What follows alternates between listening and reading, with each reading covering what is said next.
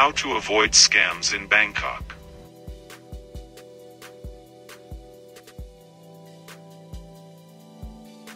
"90% people only watch videos, don't subscribe. Please, I request you to subscribe our channel." Bangkok is generally safe for travelers and backpackers, but it's also incredibly hectic. Petty theft, including bag snatching, is the most common type of crime you'll encounter. Also, some people may try to rip you off, including taxi drivers who refuse to turn on their meters. Avoiding travel scams requires a lot of common sense and a healthy dose of suspicion. Here are the 2 most common scams in Bangkok to be aware of. 1. Taxi scams.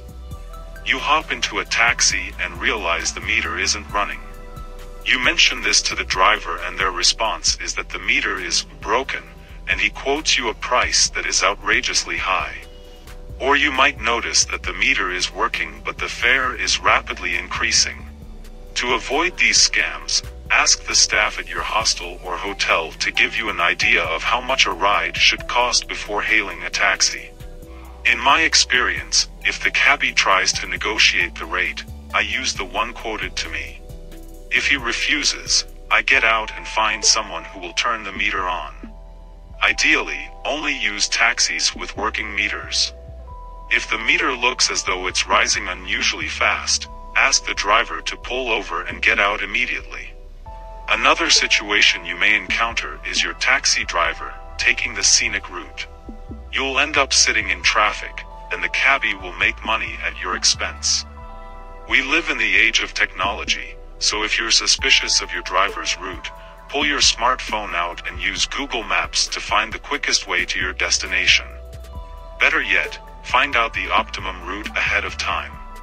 Don't hesitate to show the phone to your driver and insist on taking this route. If you don't have data on your phone, make sure you download a map of the city so you can use it offline.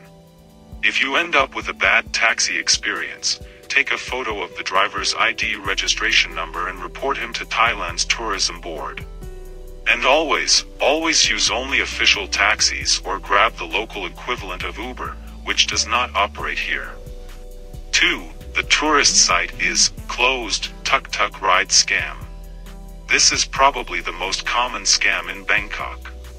When visiting tourist attractions, often around Wat Phra Kaew, the Grand Palace, or Wat Arun, someone will randomly come up to you and say that the place is closed for a special ceremony or for lunch hour.